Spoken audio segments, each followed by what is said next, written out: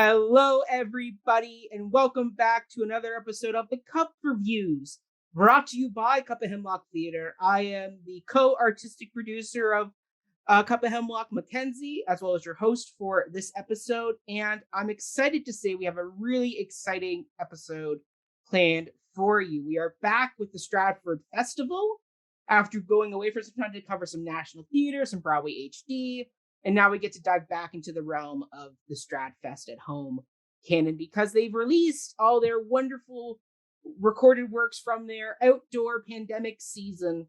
And the show we are starting this off with is Serving Elizabeth, which is by the wonderful Marcia Johnson. And joining us to discuss this piece is two of the wonderful cast members who were part of this experience.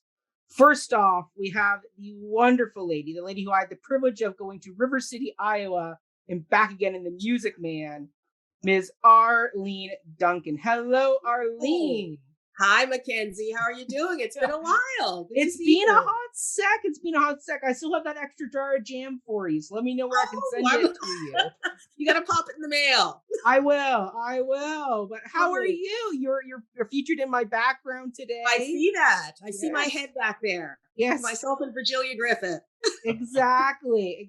So tell us a little bit about you, Arlene. What's in your cup? Who did you play in Serving Elizabeth? How did you even come to the show Serving Elizabeth?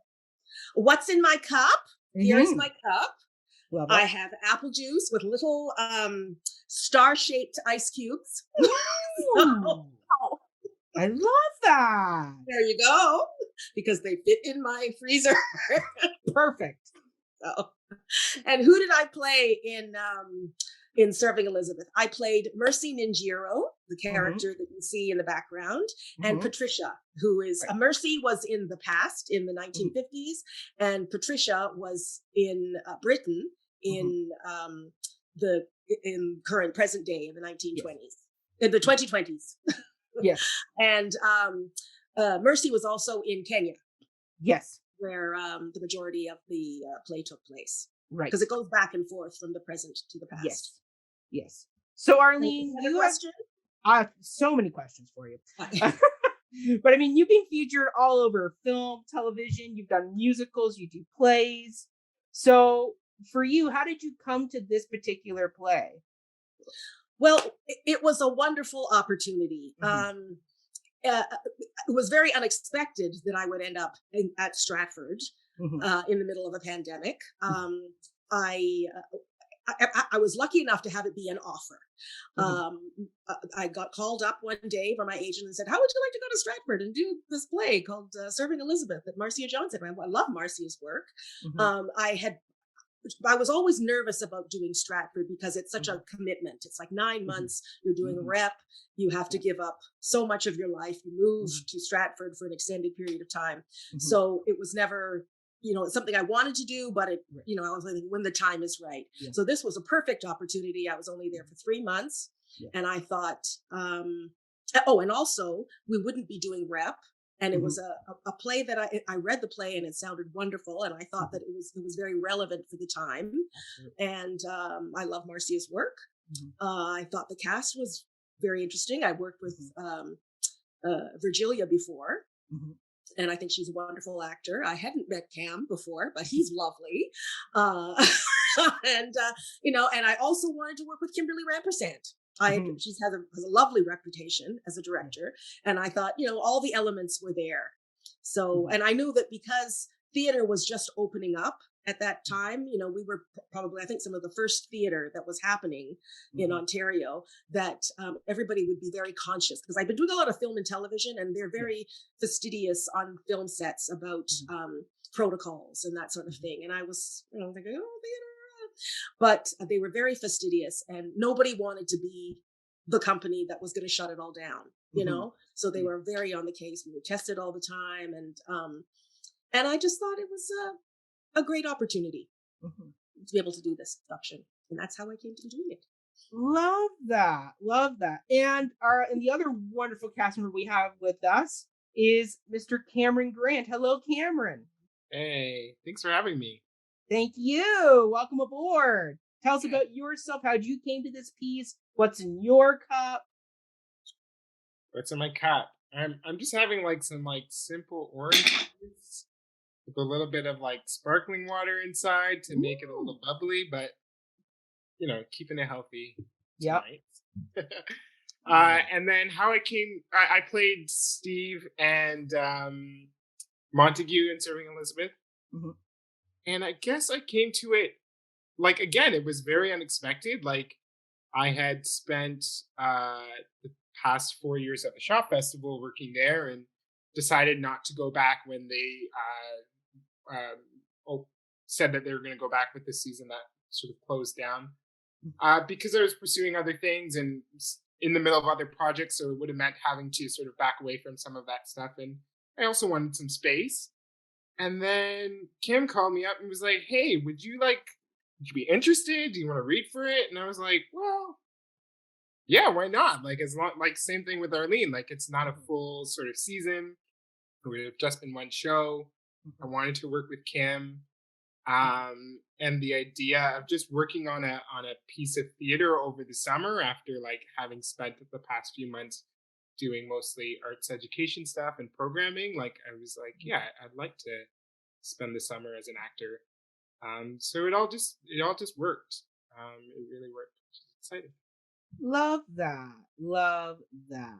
And rounding out our wonderful panel today is the incredible, wonderful associate producer of all things Cup of Hemlock here, Ms. Jillian Robinson. Hello, Jill. Welcome back.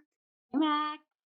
Tell us what's in your cup. What is your ensemble today? Yes. Okay, so I'll do the cup first. So I'm using the cup Love because why not? Mhm. And I am drinking cinnamon coffee, Ooh. cinnamon black coffee. And this my ensemble. So nerdily, this is the exact outfit and earrings I wore to when I saw Serving Elizabeth in person this summer. Ah, love that. I was like, what am I going to wear? I'm like, I'm just going to wear the outfit I wore because Serving Elizabeth was my first in-person theater show to see after everything was shut down in the pandemic. And it was a fun little day trip I did. So I planned my outfit accordingly and I thought I would revive it for tonight. So. Wow. I love that. Love that. And tonight I am drinking some raspberry watermelon crystal lights with a little bit of sparkling water. So there we go. Fancy. Fancy drinks tonight, everyone. Yes. I know. Love it. Love it. Okay. So let's dive into this wonderful play. And first, start off the bat, we have a really great question, which is all 5 of the cast members played at least 2 separate characters, one in the present day, which is set in 2015, and one in 1952 in Kenya. So, how did these double casting figurations impact the performance? And Cameron, I'll let you start this one. Yeah, I mean, so the double casting is all written in. Like, Marcia sort of wisely pairs up which actors need to play which characters, which makes it impacted the show in 2 ways. Like, the first of all, we had to like change between the 2 characters every scene almost. So for me, it was a little tough when we did get to switching because it was a full costume change. But I think what that allowed for us to do was really just drop into one character and then live in a completely different world, which was really exciting. And even like when we rehearsed it, Kimberly had us rehearse it all of 1952 first, and we did that for like a week and a half, and then all of 2015. So I don't know, we really got the sense of like what that through line was without having it disturbed by the transitions between the 2 time periods, and then to live in the next sort of time session, and then we started to weave it all together. So I think it allowed for us to create like a really rich storyline for both time periods, and play that up. Love that. Love that. Arlene, for you, I mean, your 2 characters are so opposite ends of the spectrum, personality-wise. Like, how did you go about doing those types of jumps? Because there would be like there's some scenes where you're like come off one way and you're like back on in the very next moment as your other character. Like, how did you go about doing that? And plus, also in a space that's not exactly off stage. Really. Well, that was a thing about the characters for me specifically. I'm sure that Cameron went through the same thing, but Marcia writes in the play that she apologizes for the quick costume changes and so many costume changes, because there were moments where you barely get off stage and you have to come on in a whole other mood and a whole other costume change, and they're very, very quick. What I liked about my two characters was Mercy in Kenya is a much heavier and weightier character, and while Patricia is just so grand and so much lighter and so much more fun. So it was nice to jump back and forth between those two different moods. And she wasn't as I know Cameron specifically, his character wove in so much more than mine did, but it was a nice respite to shake off some of that heaviness of Mercy, to just have fun as Patricia. Yeah. Love that. And for Jill, for you seeing it live, because I only saw it virtually, but for you seeing it live, like what did that add for you, this double casting?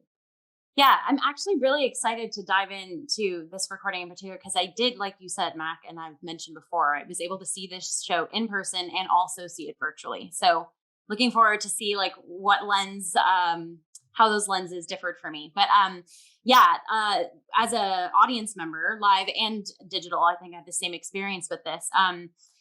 It was lovely to see how, because as you're watching it, it's like, yes, these timelines are kind of happening interchangeably and happening in comparison and contrast to each other, but you can't help, like, my brain was trying to track the actor as well. So kind of seeing what, for example, like Cam's Montague lends Steve, or Steve lends Montague. And then what I like loved hearing, Cam, how you all rehearse this, because it was in the transition, the sort of passing the torch of the moments and the vibes from past to present and from different characters. And something that really stood out to me is your chemistry with Virgilia.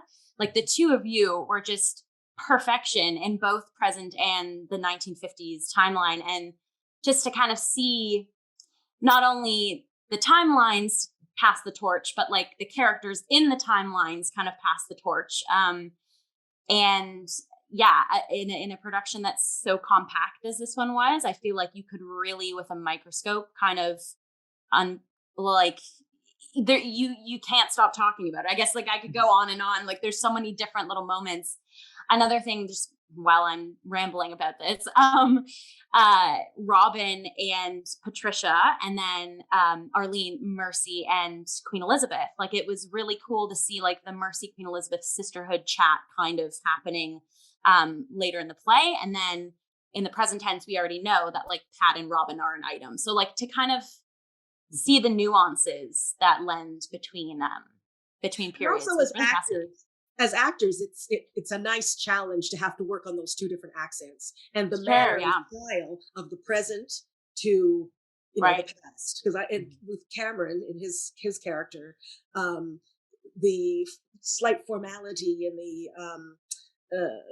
the less forward of his flirtation with Virginia's character in the 50s, as opposed to how much more open they were in the present. Because like we had talked about in like Tia and Steven's like first like date, they kiss, but it takes like probably weeks or almost a month for Montague and Faith to well, you never see them have a physical kiss or act of intimacy. So just those two timelines alone sort of speak to how the relationship can play out. Can I ask a micro question, Mac, while we're kind of in this vibe, in this realm? Yes. So the transitions, because I was obsessed with the transitions, as I've already sort of fangirled over, but were those added at the end of the process?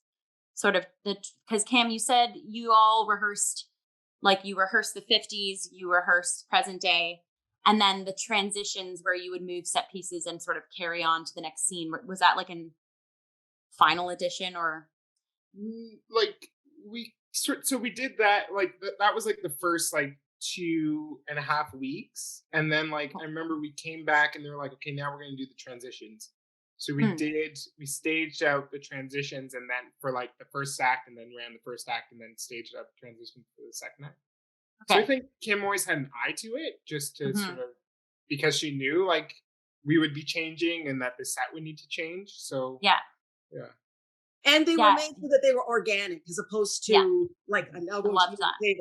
It was part and of that really did pave in like a breath of switch, and like it was like it was like the heartbeat of the piece for me, the transition. So I was very interested to know kind of how those came to be. I mean, there was fine tuning, but what I like about them is they're very organic and very part of the scene, and made it very natural. Right. Love that. And I mean, for me, I mean, also what was neat about the double casting was it really hit me more once you know kind of the twist of the piece, which is the 1952 scenes are all. Oh, don't go there. That's a question. That's a big question at the end, isn't it? well, anyway, so once the twist is realized.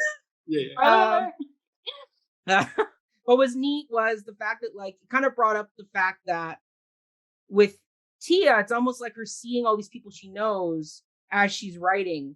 And what I know for me, like when I write and I'm picturing a character, it's usually a face of someone I know. Like as much as I would love to picture Meryl Streep reading like reading a line, it's more likely I'll probably picture Arlene or Jill or Cam or somebody that I know, somebody whose voice I'm familiar with. So the fact that like her writing this is kind of a really neat thing, because once you realize that twist of, oh, it's Tia's writing, and that's what's capturing this 1950s mode. It's like, okay, now these double castings are a little bit more interesting, because now I want to go back, rewatch, and see how much of the little character traits of one character bleed over into another character, just because they're shared people who are playing these roles, which is kind of a neat thing there for me. But yeah, I love the double. The first time I saw Arlene come out, as Patricia, I was like, oh, this is great. We got a totally different Arlene. This is wonderful.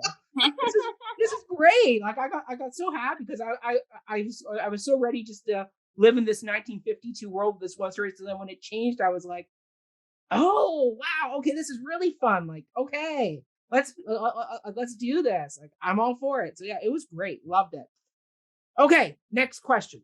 Okay, can I say one more thing? Though, absolutely. I think, like, for Marcia too, to write it that way meant that there were like, as opposed to being only 3 Black characters in the play, there were 6, and all of them had very different views and perspectives, and like that sort of challenged each other and butted up against each other, and like changed up people's expectations of them. So and I think that was interesting. I think that was very intentional and very in the writing and in the double casting of the storytelling, which was cool. Yeah, brilliant. I love that. And another thing, all of the women were queens in their. Yes, they were. In their they were. Absolutely, 100%. They dominated the piece in such a beautiful way. It was like, absolutely. I love that. Okay, next question. So the reopening of the Stratford Festival in the summer of 2021 required many of the shows to be performed in the outdoor venues, i.e. Serving Elizabeth was performed under the Tom Patterson Theatre canopy. So how did the natural real-world conditions, weather and all, positively or negatively contribute to the world of this play? Jill, for you, as an audience member, how did it impact you? As an actor and as an audience member, I love this. This would give some people a heart attack, but I love when set things or caution things go wrong, because it's like a challenge. Like, ooh, what am I going to do to fix it? Or like, what is the actor going to do to fix it? And I had the wonderful, like, windiest day in September matinee, and the canopy was ricocheting away. And so 2 things I want to talk about: the canopy, and I want to talk about the sweet vase that was like downstage at the alleyway. Oh, you were there in Virginia. So in the show, on like the most downstage of the alleyway stage, there's the little sort of like archway, and then there's the radio and like a vase on a table, and it was so windy. And I'm like, okay, everything's fine. I'm like focusing and on it's not just a vase. It's a huge vase, okay? It's huge. It's massive. So Cam and Virgilia are doing a scene right near it, and a huge gust of wind comes, and the vase freaking just falls off the table. But the two of them, just without even breaking script, catch it together and like catch each other's eyes. Like it was just like some like miraculous character connection that just, they picked up the vase, put it back on the table. And I remember looking over at Ryan. Ryan came to see the show with me, and I was like, oh my God, we were wearing our masks. You could tell by my eyes. I was like, that was brilliant. It was just so like the classic thing of like, okay, this giant vase is falling, and what do? We just gotta pick it up as characters. It was brilliant. So there was that. And then also the tent was like, so it was very windy, right? So the tent, this big giant like fabric is going throughout most of the show. And I remember, again, a giant gust of wind came in the storm scene when Tia confronts Maurice in his place, like when it's thunder and lightning is the sound effect. But then this gust of wind came at like the climax of the scene that again added like this whole world is shaking. I was obsessed. I was like, you can't buy this stuff inside a theater. So I loved it. I was all about it. I was like, every single like bird tweet, every single wind sort of like ricochet is adding to this performance. And it was hot that day too. So anyways, I thought it positively, clearly for me, it positively contributed to the world of the play. You all probably have a different thing though, because you had to act with those conditions going on. So Wonderful. Arlene, so for you doing this, because this is not your first time having to do a show out in the wilderness. I mean, we did a whole walking musical through parks and The libraries. Music Man outside. Yeah. Exactly. What's it called? There's a name for it. Site specific? Site specific, yes. The Music Man. I tell Arcady all the time that he prepared me for this. Clearly, I mean, like there's a whole you had to hide in a bush. So yeah, exactly.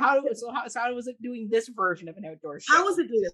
I always tell people that being an actor is, being prepared and then being able to do your craft, being so prepared that you can do your craft at like 5 o'clock in the morning in the wind, when you're hungry, when you're tired, under any kind of circumstances, but you've got that muscle and you're prepared to do it. Well, anyway, my favorite things were, I had these pieces of paper that would keep flying. I had to put them out. You never know. There's a scene I have with Montague where I have to be very emotional and I have to tape up my sign, hoping that my husband isn't dead. And the thing is flapping away. I'm like, is this thing gonna stay up there? But I'm still trying to be emotional and tape it in there. Like, never knew where my poison was going to be. Was it going to be blown away? Was it going to be in its position? But my favorite day was when we had the rainstorm. Oh my God. You remember that hurricane, basically? Oh, yeah. You know how the stage is set up? It's like an island. The audience is on either side, and then there's sort of a space, but like a few feet away from the stage. And then that whole area down the stairs, that whole area was full of water. The audience stayed for the entire show. It's raining on either side. The canopy is shaking. We're doing the play without missing a beat. The whole time, my inner monologue is, this is nuts, this is nuts, this is nuts. Here inside my head was, this is nuts, nobody's going to stop this. We're still doing it. This is nuts. Because it was absolutely crazy. Insane. Cameron, you can vouch for how crazy that day was. Oh my gosh, it was nuts. And like, I remember there was because we had a really brilliant designer who was like, gave us hot, like, when it was too hot, we had options of what we could wear in our costume and then cold weather options. But that was the first really cold day that we had. And I remember Virgilia coming out from a change in her like 2015 costume, which was just like a little tank top and like these short shorts. And like, obviously we hadn't figured out how to get her sweater to where it should have been. And she was freezing for the bar scene. And I was like, oh my God. And the thing is, because of how the scene goes, I couldn't actually like give her my jacket. Like I just had to sort of sit there and watch her be cold because I needed to save giving her the jacket until later. So it was just like, it was just bad. We would have to come down and up on those stairs, and it was a river on either side. That space that's just feet away from the audience. There's the audience there, a space, which was a river, the stage, a river, the audience. It was crazy. Like, somebody gonna stop this? Went through the play, and people stayed. Love that. I mean, I'm like, people stayed, and I was like, damn, okay. Yes. That's great. But it was nuts. That's all I could think. Yeah. Working in the outdoor environment, you never know what to expect. You just have to make it work with the elements, essentially. Yeah. Yeah, and like when it was hot, like I don't know, it kind of felt nice for Kenya, right? Like we really got the sense of like what that might be like. And even some of our evening performances when there were like crickets out, like you kind of just got the sense of the ambient, which was nice. Yeah, to speak on that too, Kim, like I went to a matinee one of it too, and absolutely, the first scene being like the lunchtime hour in Kenya, like it was perfect. This is before the wind picked up, but yeah, there was birds chirping, there were bugs happening. I was like, oh, this is great, and then logs fell and stuff, but that's not bees. I repeat, we had bees. Bees, yes. Oh my gosh, those bees! What the hell? Arlene and bees. There was a bee who came for every performance except the rain performance. He was smart enough to stay away for that day. He came every day in the dressing room area every time. Yeah. But I will say, like, one of the things that like about doing it outside was we only had like 5 or 6 night shows. Yeah. So the lighting, if you were there during the matinee or the morning show, you just didn't get a sense of like how beautiful Michelle Charbonneau's lights were and how that really affected. Like I remember on our last evening show, it had been like a week since we had done one, and we were like, "Oh my God, look at these lights! Like, look how beautiful this is!" And it really was. Like Michelle did such a beautiful job with it. So that kind of it wasn't bad. I mean, but they did get a taste of it, but they didn't get the full effect if they came. They didn't come for the night show. Yeah. Yeah, I mean, I'll piggyback off what Kim and Jill were saying about the environment reflecting the setting, because I mean that was my big note, was the ruralness of the hills and all that was like perfect setting for Kenya, like just that earthy environment. But then also the fact you have mixed in the back, as you can see in the background, the Tom Patterson in the metal as well. So it perfectly then transitioned right to 2015 modern metropolitan space, because you still have that metropolitan feel because you have that iron and metal.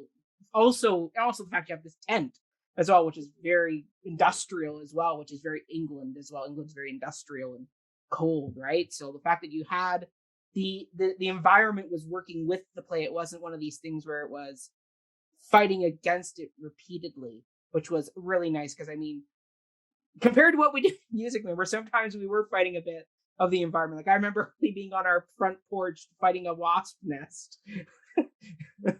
So we changed the scene for her. But Arlene just trying to swat people during My White Night was great. They follow me. The bees. Arlene and bees. But I also have to give credit to the audiences, because they wanted to see theater, and they came, and they, like the last few days were freezing, and they sat through the entire show. They were bundled up in blankets with their masks, and they stayed for the entire show. It was fabulous. Yeah. And it was fun. Like, it was kind of crazy, but it was fun. Like, it was nice to know we were doing, we were out there doing this show, and, towards the end, we were like, okay, it's time to be done. But it was a good time. We had hot shots all over the place, in our little warmers. Yeah. Theaters backstage and everything. It was fabulous. Oh, I love that. Okay. Last question for this section, which is, from a blocking perspective, the transitions between scenes were quite seamless and blueprinted, especially the use of the periphery of the stage, specifically characters making use of the surrounding stairs. Visually for the audience and practically for the performer, what might have been gained by the use of this border space?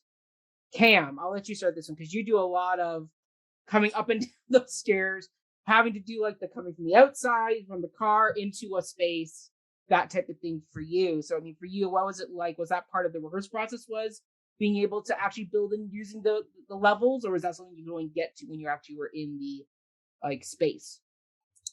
Yeah, when we moved to the stage, we had a better sense of it. Like when we were in the rehearsal hall, it was all taped out, so you kind of you're going upstairs, but you don't really know until you're there. But as we were kind of talking about, like, I think what Kim did a good job of, because like these scene changes, practically people were changing in them. Like there was a lot, they couldn't just happen as fast as possible because people needed that time. So Kim really built in, like, how do we keep these stories going? And using the stairs was a sort of a way to sort of be in between the worlds, and as the set might have been changing, that we could be telling story along the periphery, or just using that as like for the restaurant, like that entrance is kind of in the 1952 storyline, that entrance is kind of like, imagine you're walking from the car to the front of the door. So she used those spaces to kind of keep the story going and stretch out the story a little bit. So practically we could get those changes in and keep the story moving. But you have that cool walk, Arlene. Like what?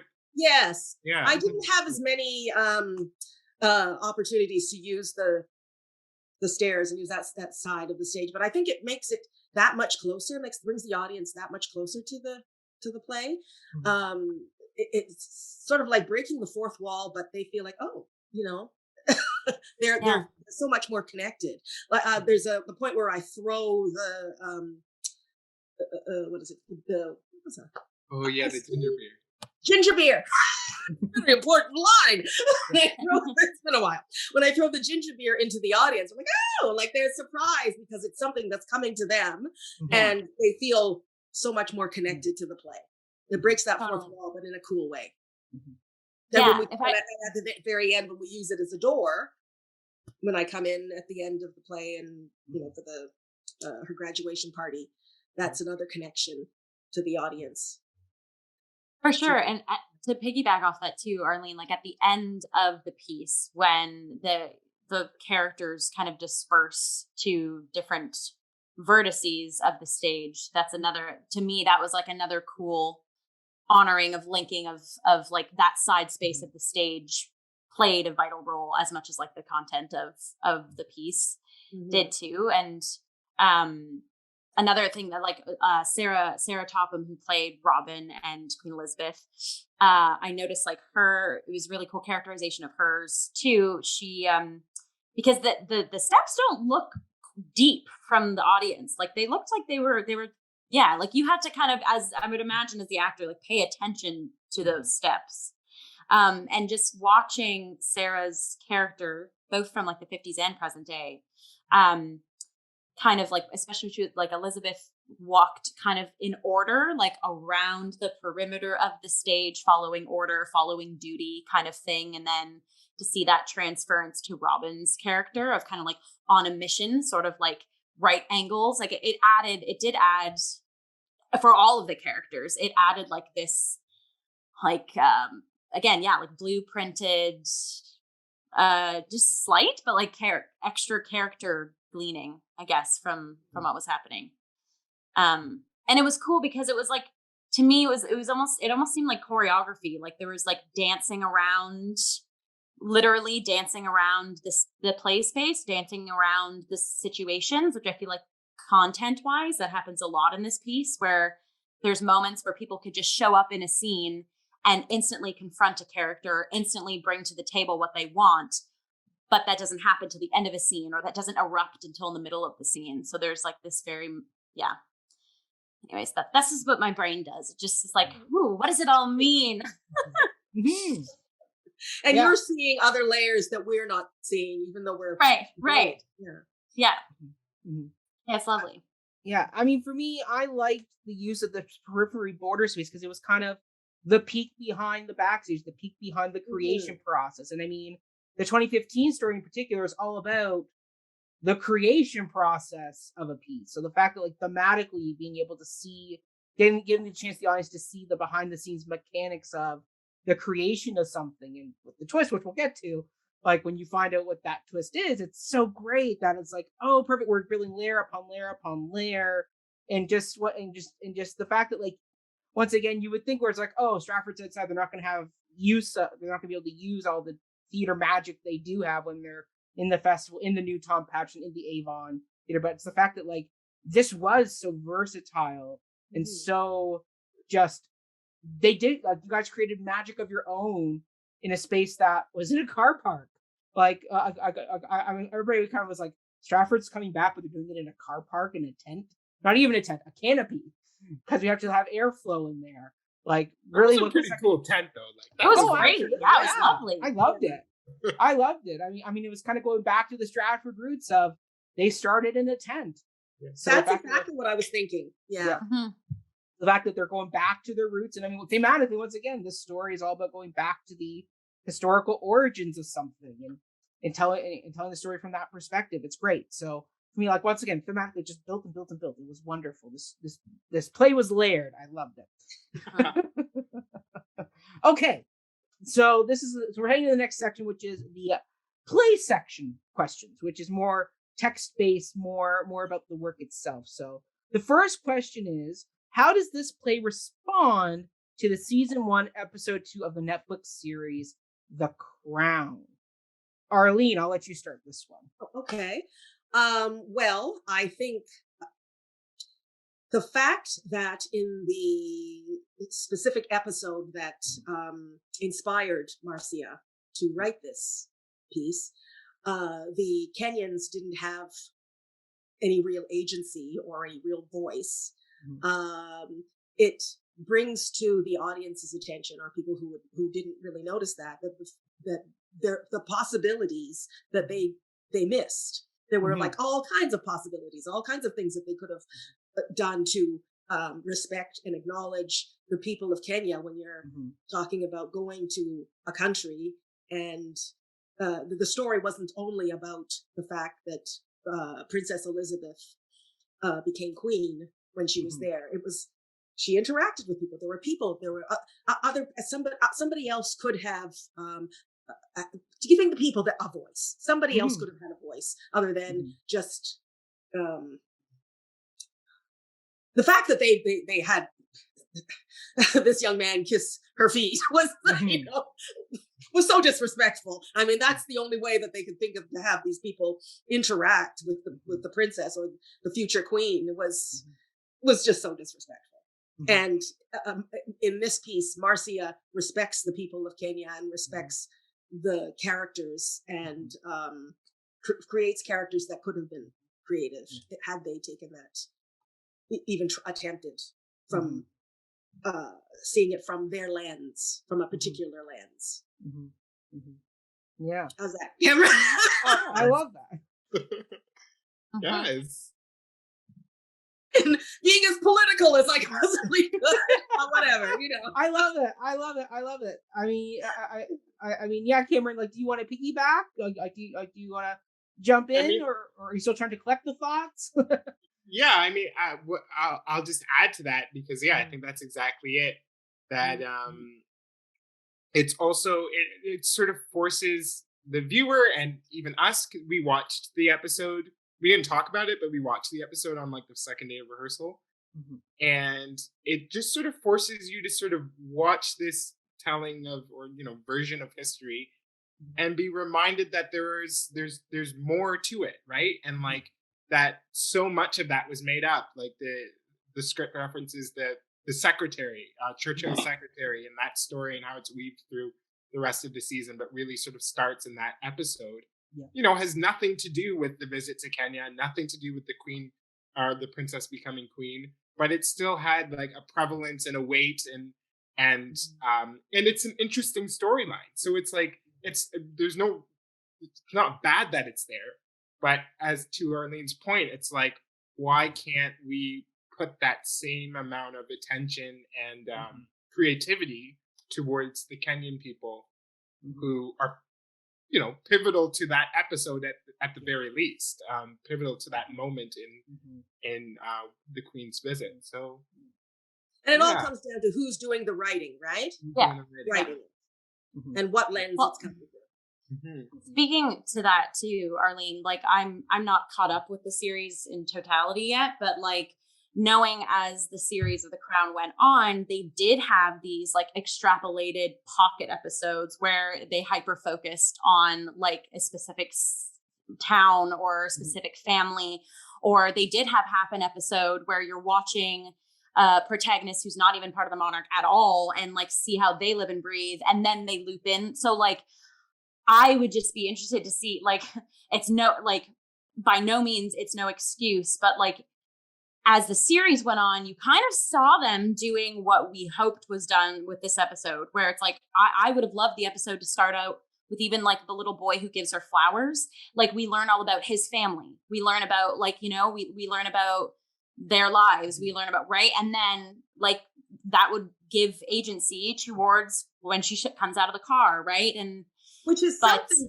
that Virgilia's character, oh gosh, I'm so name challenged. What is her name? Tia. Yeah, which is something Tia talks about, but it actually did happen in real life. There was a little boy who gives Princess Elizabeth flowers on the tarmac. Yeah. And this could have been expanded on, but they didn't think it was important enough or didn't give it prevalence, but they thought giving something else that was totally made up would have more prevalent, would have been much more, interesting, or, that's what they went. Yeah. And to talk to you about, like, it depends, like, it all rests in, like, the writer. Like, the thing I loved what Marcia did with the character of Maurice is painted him in such a way of, like, at the end of the first glimpse we get of him, right, Robin has the episode in her hand and has to give it to Tia to type up a certain way because he's so behind the times in like needing a tactile, tangible, only his copy script that's locked in a freaking briefcase that he can't even open and won't even get help to open. Like that, to me, that whole like small interchange, it wasn't missed. That to me, it screamed like, okay, this, like, you don't have to write the series alone. Like, you don't have, like, ask for help, ask for voices that can actually tell the story, right? And I just remember it was like kind of like an awkward pause of him like looking back and I'm like, oh my God, this guy can't even open his own briefcase and he won't even ask for help. And that was like a really tiny thing that that again was rest in the back of the mind as we saw Tia confront Maurice as the show went on. That's such a good point, because I think like that thing of like, you don't have to write all 10 episodes. Like they sort of, or Robin congratulates him for that and like sort of heralds him for that. But it's like, should that be a thing, especially nowadays where we know stories are written in writing rooms and TV shows, like that there are multiple writers who are adding opinions, and if there had been a Black writer or another voice in there, a female voice in there, like how might that have changed the story? Absolutely. Yeah. Yeah. I mean, for me, like, because I actually went back and rewatched the episode again on Sunday, just to really make sure it was fresh. And I mean, it just watching it, there was just so many more moments now where I'm like, oh, you could have cut a little bit of time here to give time more to the Kenya storyline, like the fact that we didn't need to fully set up Churchill's secretary in that episode, like the balancing act that, and I mean, for me, I get Peter Morgan's challenge of he's got a lot of storylines going. You got the Peter Townsend and Margaret storyline, you got the Dying King storyline, you got Churchill and the politics of party leadership change storyline, you got Elizabeth becoming queen. Like, it's a lot. Like, even me, I was like, holy cow, like. And Cameron's right. Like, one guy writing that, you can't balance all those plates. There's no way you can properly balance all those plates and give everybody the proper time and energy that everybody deserves. And I think having an extra writer in there would have helped being like, hey, maybe like storyline wise, we don't need to give so much emphasis to Churchill and the politics of this moment. Cut a little bit of that storyline out, because that storyline was the one that I kind of felt was the C plot anyway, of Churchill dealing with what's his name, the new potential new prime minister, weaseling his way in, going to the king to saying, hey, you got to push Churchill out. Like, could have cut that back a little bit, because ultimately it didn't do anything because the king dies. So his whole scene of them at the shooting range shooting quail, like him going a bit saying like, hey, like maybe like Churchill's got to go because he's old, and King kind of going, yeah, I can't do that because I'm the king. Didn't amount to much because he dies the next day. Like, it's one of those things where it's like, you could have condensed that scene, that whole plot line a bit, to give more time elsewhere in this piece. By I mean the fact that like the scenes that the Kenyan people were shown, it was like Philip insulting the crown, the headdress, that he was wearing. Like, that's like layers of disrespect for that. Layers, like layers that paired with like the kissing of the feet.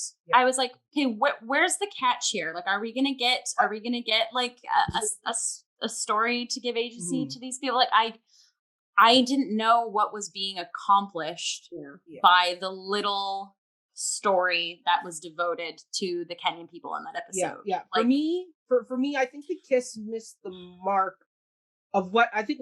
I once again, I'm not Peter Morris. I don't know what he was trying to go for, but I think what that moment was trying to say was, this is her first moment as the queen, and it's uncomfortable. Like, clearly, Claire Foy as Elizabeth is uncomfortable having this. But nobody's going to do that. Exactly. Nobody's going to do that. Exactly, right? So I mean, I think that. But that's not even the point. For me, it's like when people go on vacation and they stay at a resort and they never leave the resort. And they say, I've been to Jamaica, or I've been to Kenya, or I've been to whatever. But you've never left the resort. So he was like, they're in this resort, and it's like, oh, we're in Kenya. I guess we got to do something Kenyan. We got to have some Kenyan people. So it's like, we throw in a Kenyan person. You know, and let's have a whole scene of Philip like herding an elephant. You know, be the big hero, make sure the elephant doesn't get Elizabeth. Yeah. But yet we keep, yeah, it's weird. Yeah, once again, like I think there was just too many plates to keep spinning, and unfortunately, this is why writers' rooms exist. It's because, and you have other points of view. You have other points of view. I mean, obviously, you have the showrunner who is leading the show and overseeing it all, but there's a reason why there's usually a team of writers. Like, even in Game of Thrones, it wasn't always just Benioff and Weiss writing all the scripts. They did have other people in there helping adapt that, even though it didn't work out well for them in the end. But like, they did have other teams there because they understood that they have too many plot lines going on and it wasn't working with just the two of them. So I mean, like, there's a reason why that system is there. And the fact that it's not, in fact, it wasn't utilized here just really highlights the total plate drop that happened with this episode. That's unfortunate. And it is really unfortunate. Because Jill's right. In later seasons, we do see them trying that. Because, I mean, there's the whole Aberfan episode with the coal mine slurry that takes out the school children. But so I think also, like, and maybe more to, like, I think off of Arlene's point, like, the episode is fine in the sense of like how it was viewed is like, no, it's like, this is, people didn't see a problem with that episode, right? Like, nobody was like, oh, but what about the Kenyans, right? And I think that's more the response that inspired Marcia. It was like, why aren't we paying attention to this? Why aren't we valuing this history? Whereas in later in the seasons, like, it's all still about white people, right? It's never about people of color, people from racialized communities. It's always about like, yes, let's go in and talk about this and this one event or this group of people that are white. Why can't we apply that same level of creativity to Black people? Yeah. Right. Well, and especially especially because like the monarch has been viewed in so many different ways, but it's true. There's been so many movies and so many BBC series, so many offshoots of the monarchy, of Elizabeth, of Victoria, of whoever, whatever. And I'm always of the notion of like, okay, if you are going to historically call back to something or bring that to light or bring that to a table, What are you doing to it that you're bringing? Why are you bringing it back now? Like, why, right? Or like, what can you be saying or using this history or this thing of the past to say now? And I think that's exactly like, right, Cameron. It's like, I definitely think they could afford in spades to have an entire episode, more episodes devoted to honing in on voices that aren't heard, or like stories that wouldn't have been told in past iterations of monarchy, and I mean, even the more I think about it, like the times they do call back to the colony storylines, like Jill, slight spoiler for you, but in season 4, and anyone else who's listening, anybody else who's listening who hasn't gone to season 4 of The Crown, but there is the episode that is the clash between Margaret Thatcher and Elizabeth over apartheid, and the fact that they're on two opposing forces. What the whole episode is about the cat fight or the squabble that erupts between these two women because the Queen took a political side, and the politics of that's informing their opposing views is totally missed. And I had to go back and do my own research and go, okay, what was going on here? Like, why were they fighting about? What was apartheid? Yeah. Exactly. Like, it's like, why was Margaret Thatcher on the side of apartheid and Elizabeth? Why was Margaret Thatcher so on side of keeping the system in place that was in place, and not going with Elizabeth, who was wanting to say, let's change it up? So the fact that, like, once again, it's one of these things of the coal miner episode gets all these Welsh people getting their like the story of all the children getting wiped out, and they get this whole build up to the destruction, and the fallout from that is very focused. So yeah, it's an interesting aspect you just brought up there, Kim. That I hadn't thought about the later seasons, but it's like, this is still an ongoing problem, Peter Morgan. Not great. It's about having different voices and different viewpoints, and that was considerably missing in this show. Especially, well, I don't know if for real he was the only one who did all the episodes. Was he? Yeah. So I did just research. He did all of the first season, and then in the later seasons, he had, I think at most there was 2 episodes a season where he had a co-writer.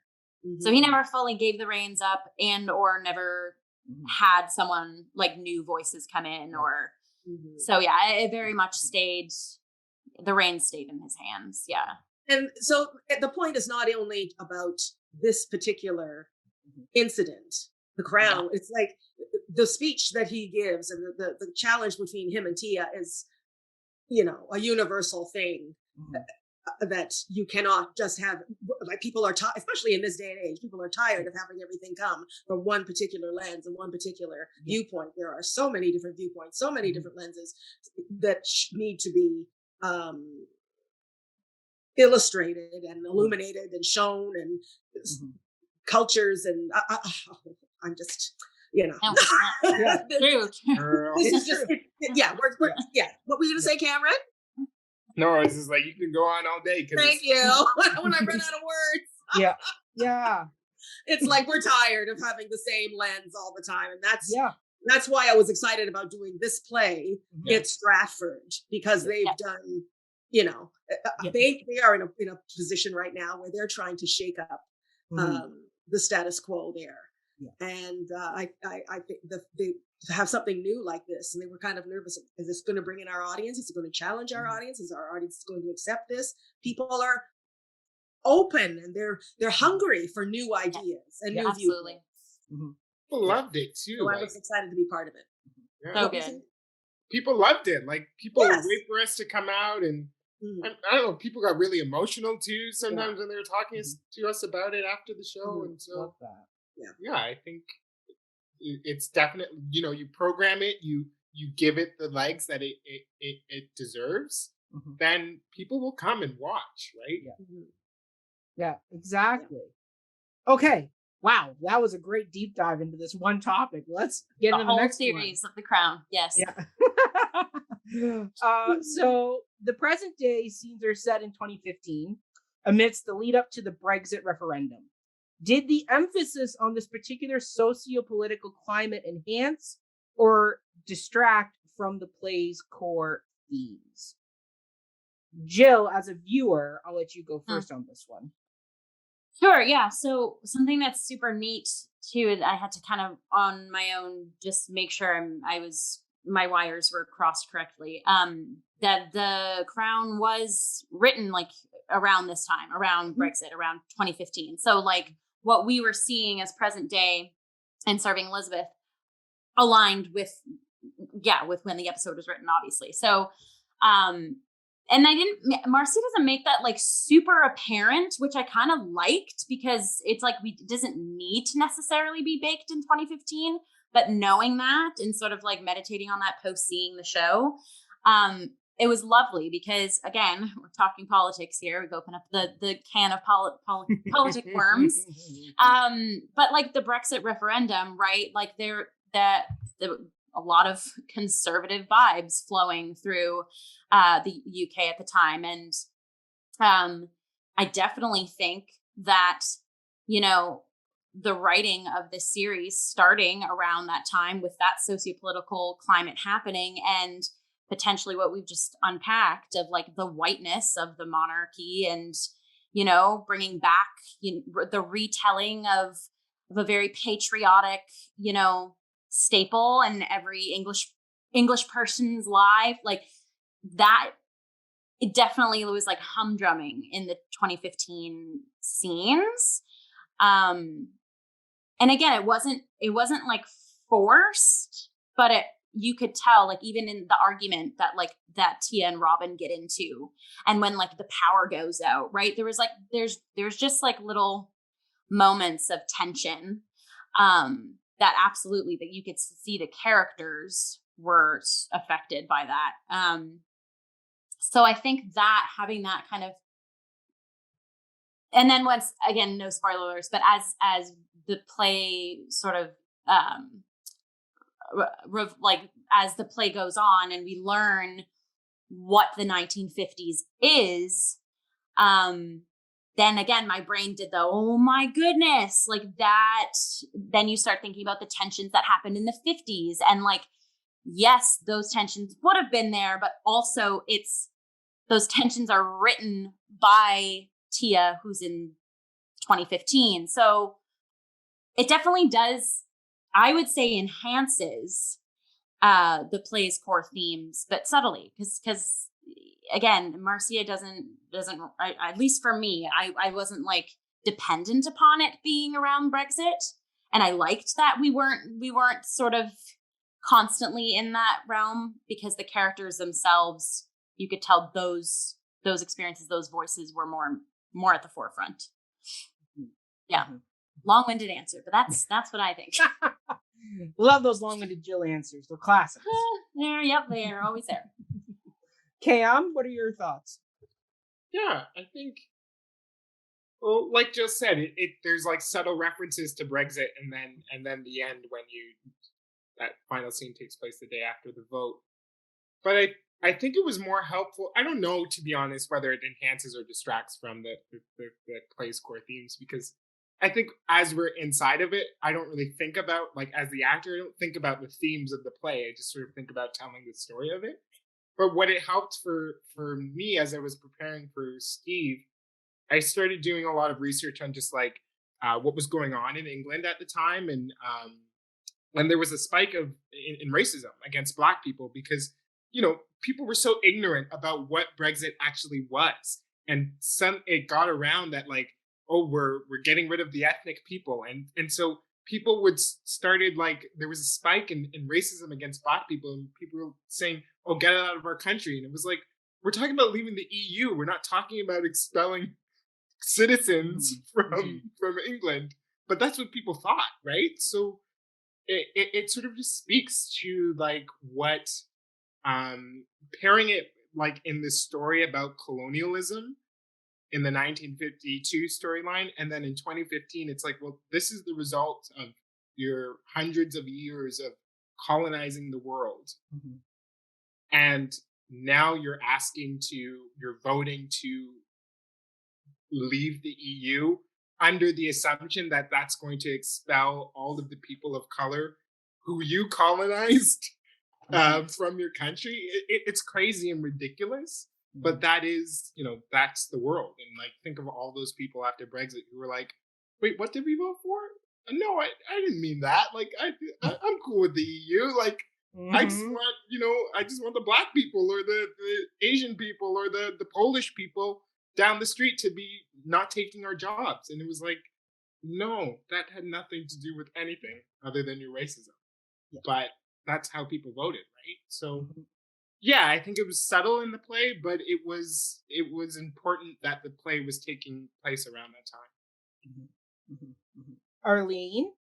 I did like how it added another layer of tension. It wasn't some things that stood out for me. I was surprised that it was Tia who didn't think that Brexit would go through, but Robin did believe that Brexit was going to go through. So to me, it shows her, youthful optimism, or naivety to a certain extent. Another thing I wanted to throw in is I saw this Asian comedian once say that about Britain and how Britain went and colonized, India, and how Indians have British accents, and they, think that Britain is so fabulous, and they were all immigrated to Britain. And he said, and people were, why are you? They're trying to get the Asians out of Britain. He says, if you hadn't come over and colonized us and told us how fabulous Britain was, we wouldn't have come over in the first place. And now you're trying to get rid of us. And the although racism may have been what they turned it into, it ended up affecting the Britons, because now there's some woman I know who works in Paris, but she can only stay 2 weeks in Paris, and then she has to spend 2 weeks in Britain because she's no longer part of the Union, European Union. So she's in two different countries. It's like if, you have a visa in the States, right, and you can only stay there for so many weeks, and you have to come back and forth. So it's made it more complicated. Although they were doing it from a racist mindset, they didn't know that it was going to affect them as much as it was going to affect the people, the Black people and the Asians and those brown people that they were trying to get out of the country. It has affected them. So that is another layer of the tension that I think was added in the play. It didn't, me personally, I didn't connect with it as for my character, or Patricia or Mercy specifically, but I can see that it added an extra layer of tension in that respect. Yeah, I mean, for me, I thought it was such an interesting way to create a historical touch point for the modern day, that because I mean, I didn't know when exactly The Crown went into production. Like, I knew first season came out around 2016 mark, like in and around there. So the fact that, like, the minute they said Brexit, I was like, I know exactly kind of where we are in our 2010 timeline of where this falls. And so that was a great bit of way of just subtly getting into that, and also just allowed another way of referencing kind of maybe what was influencing Peter Morgan or his character version of himself when he was writing season 1, because as Jill said, he wrote all season 1 by himself. So what exactly influenced that? Because the whole episode of The Crown that they're talking about, the Kenyan episode, Elizabeth goes there on a goodwill tour of the colonies to, like, maintain the order that her father and her grandfather had, and her Queen Victoria and all her ancestors had manufactured, right? And clearly you see that it's not quite going so well for her when she shows up. Like, and there's more episodes that season all about losing, like, the crumbling empire of Britain, and how Elizabeth is kind of walking into the situation as a young queen, and the colony is breaking apart on her after World War II. And so the fact you have that storyline going, where you have somebody, the character of the Queen, struggling to maintain that and trying to connect with the Kenyan people, and then on the other end you got Brexit and everybody kind of going, we're going nationalistic and isolationist on the other end here. So it's kind of that polar end of the spectrum, and just showing how far within the last half century or so the world has gone, and how we're really now seeing, sadly, this rise of isolationists, where people are kind of going, yeah, no, we don't want the rest of the world coming in and doing this type of thing. And it got kind of how that reflects in our storytelling, where we're seeing people pushing back, going, well, why do we always have to feature different voices? Why can't I just have my thing with this person's voice? This is what I want. And it's scary to think that we're seeing such a push now. So many people pushing that narrative along of going into their, what I like to call the box system mode, which is they stay on their social media with their particular channels and their particular people. So the echo chamber just grows and grows and grows. And that affects the way you tell story, the way you interpret story, because it all kind of, I mean, there's the people who voted for Brexit because they had heard, oh, it's going to get these people out because it was in their echo chamber. That's all they thought. They didn't do their further due diligent research and go, oh, actually, it means this. Because the other group was talking about it means this, but the people who were voting for it weren't listening to the other group because they were in their own storyline, their own box. So it's an interesting kind of concept there that we have these great devices, but in turn, they box you into your own version, your own story. I mean, we just saw, not to get too political, but we just saw the whole anniversary of 1/6 and the Capitol riot, and you still talk to people who are down there who have been fed this story because of their news media, their social media they follow. And some people are still adamantly believing that it was a false flag event because Tucker Carlson did a whole documentary on Fox about it. Like, or people, or like it's that whole thing of you hear the story you want to hear because you're isolating yourself. It's one writer telling the one story. So once again, it's just layer upon layer of adding to this play, which I think was just brilliant. That answering this question, my mind just kept doing the onion peel of, it's this, it's this, it's this. It's great. And that's right. That's just really good writing, that when you can take the onion of a script and just keep peeling things back and go, that connects to here and that connects to there. It's great. So yeah, Brexit was a really interesting thing. That at first I was like, I don't know if we needed that, but now I'm like, yeah, no, we needed that. That was a great extra modern day element that was added that did absolutely have ripple effects throughout the piece. So since we only have a few minutes, feel free to go for the twist now. I know, right? We're heading into the final here. All right, the twist. So near the end of the play, it's revealed that the perceived historical sequences that were set in the 1952 trip to Kenya were actually just scenes in Tia's fiction of a fictitious script. Due to the absence of colonial subjects in the historical archive, this is seen as the only way to tell the story of the royal visit to Kenya from the perspective of actual Kenyans. Does this fabricated version of events serve the lost stories of the real historical Kenyans that could never be told? Cameron, I'll let you start this question. Whew. I know, right? Enjoy. I mean, I think what it does is it and what I love about it is that it gives voice to them. But in the, like, what I love about this moment is not that, like, Tia goes in and says to Morris, you need to let me write this script, or you need to let somebody else write this script. It's like, I'm asking you to write it with the same diligence and attention to history and anal retention that he has over the rest of the script. She's asking him to do the work. She's just, and you know, even in The Crown, it's, I will give it to Peter Morgan. It's beautifully written. Like, it's compelling drama.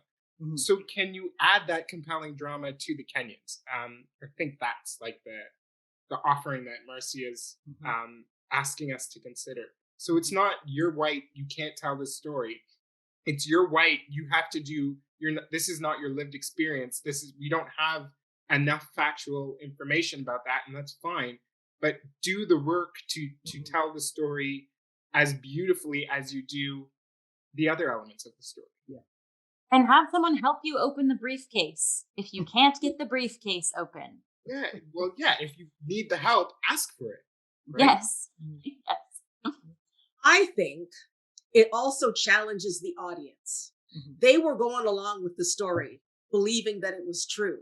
But now that they know that it's a fantasy, you see, the audiences would have loved this just as much as the fictitious secretary. But your story about stories about other people, about Black people, Asian people, other stories are just as valid, just as exciting as the stories coming from your lens and coming from your viewpoint. He did not feel that having saying something about the Kenyans, that their existence it was as important enough to write about, or the child with the flowers or his family or anything that happened in their background would have been as exciting. But you see, this whole thing was made up and you went along for the ride. So any story about the actual Kenyans would have, if you had put your creativity and your talent to it, would have been just as interesting. Yeah. Okay, exactly. I mean, I'll piggyback off that because my notes exactly where that was, that this play proves that there could have been a way to do better in this, because I didn't know the twist going in. So the fact that when that twist was there, I was like, oh, awesome. Like, this is great. And then rewatching the episode again, thinking of this play and going, yeah, you could have trimmed there and you could have added Mercy's scene in here and done this and that. I mean, I mean the way that think of the possibilities, you know? Right? Exactly. Yeah. I mean the fact that like the scene between Arlene, you and Sarah when she's playing Elizabeth, and you're having that big kind of ginger ale conversation. Yeah. It's like that is a natural building because the secretary goes, we need to go find her. And it naturally kind of comes in that way because, I mean, in the show, she's just writing a letter to her dad, which is a nice, sad thing that he never gets the letter because he's dead. But it's also, I think there's another way, there's another opportunity there. Like you could have done something more. And I think that when there isn't a historical perfect archive, there's still a lot of history you can pull. There's still like, it's not like we're like in the medieval ages anymore. We're like, we've lost the text because it burned or disintegrated. I mean, this was only 50 plus years ago. I am sure you could listen to radio from Kenya at the time. You could look up at the pictures. Like there's so many more historical avenues that you can easily base something around and build something out of that. I mean, not that it's a great musical example, but Miss Saigon, the whole musical Miss Saigon was built around a photograph of a mother giving her baby to a GI on a helicopter. That photograph was all they saw in Time magazine, and that inspired the whole musical. So the fact that like Peter Morgan could have seen a picture of the boy giving the flowers to Elizabeth and could have built something, because clearly he did something with them, because he shows up at the end doing a Swahili chant as the plane's taking off. So it's like, why couldn't you bookend that section with the boy? Like you build him up more. So when we see him at the airport at the end saying goodbye, it's like, I could have had a better connection with that character. Well, I still believe if you go to the resort, you haven't been to the country. Exactly. You have to actually get in and meet the people and get in part of the culture and eat the food and, you know, live the way the people in the country live and see how they live to actually be able to say you've been there, you know? Yeah, exactly.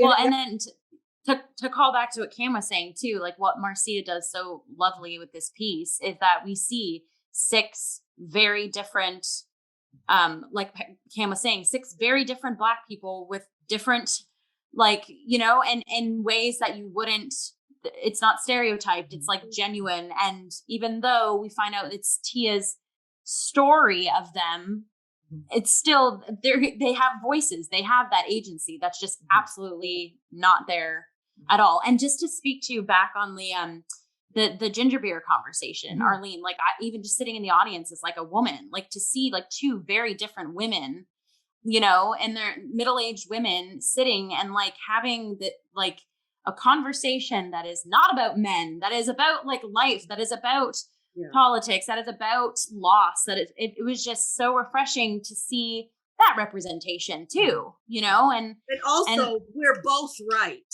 Yes. You know? Yes. Nobody's wrong. We're both right. We both have different points of view. Yep. And that's to me, that's like a wonderful representation of like coming to an equal ground, like coming to a human understanding. Coming to the table. You know? Exactly. Coming to the table. Yeah. Literally. And hearing and genuinely hearing each other out, you know, and sharing. Yeah. Yeah. It's a great message. We're both listening. Yeah. Listening. Yes. Listening. Yes. It's a beautiful message considering the world we now face, and as we were just talking about, that is more isolationist and not listening to the other side. So yeah, no, great. Well, I mean, we made it. All right. Exactly, we made it through this beautiful, wonderful conversation. This is a great kickoff to my week. I mean, we're recording this on a Monday night, and it's a perfect kind of jump off point for the week now. I feel invigorated after this conversation. So love it.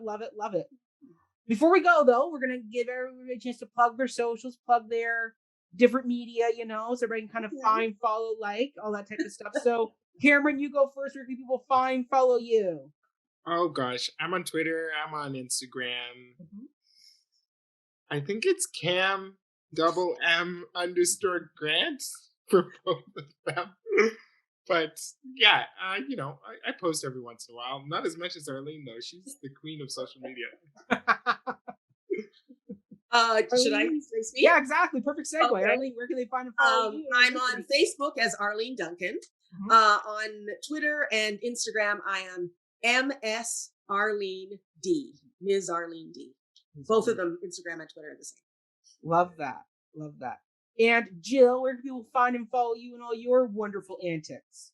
Oh, yes. I'm on Instagram at Jillian.Robinson96. A little bit slower on that account right now, but, I might post a couple covers, see what this sort of blizzardy lockdown has in store for my Instagram page. Love that. And you, Matt, are you on?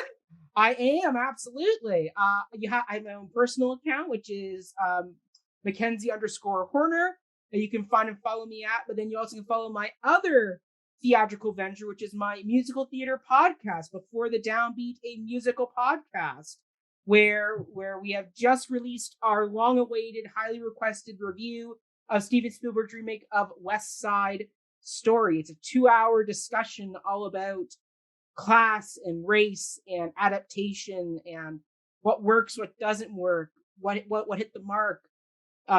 Is this worth remaking?